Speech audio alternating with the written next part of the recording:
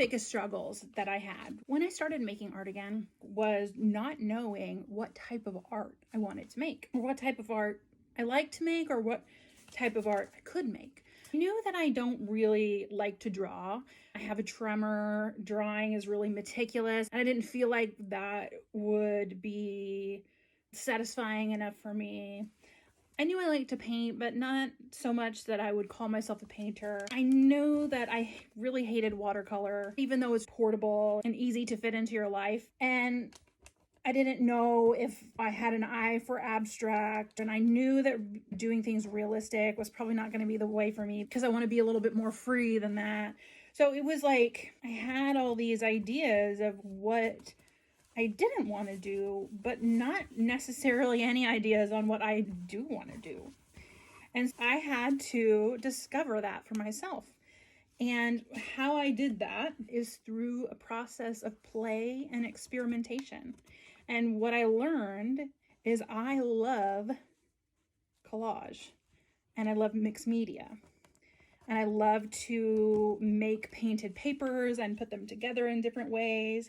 I love to get images from old books, especially children's books, and put them together with some inspirational saying or something. That I love the process of allowing the art to unfold, not knowing what it's going to be or what it wants to be, and that I wanted to create art in a very intuitive manner. But I didn't know any of this until I actually tried to do it and I sat down to do it. You are not going to become a great writer, a great artist, a great poet, a great musician by thinking about making art, by thinking about playing music. You're only going to get better by doing. And it doesn't matter what the doing is. It's so much play and so much experimentation. And there are skills to master. Like there are scales in music. You know, you got to learn your scales, and there's the technique and all of that. But a lot of it is experimentation and finding your voice and playing.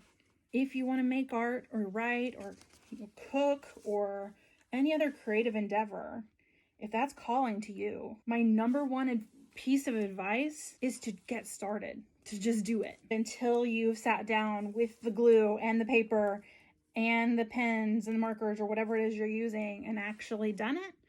And you're not going to grow as an artist or as a writer or whatever it is until you've put in that time on task.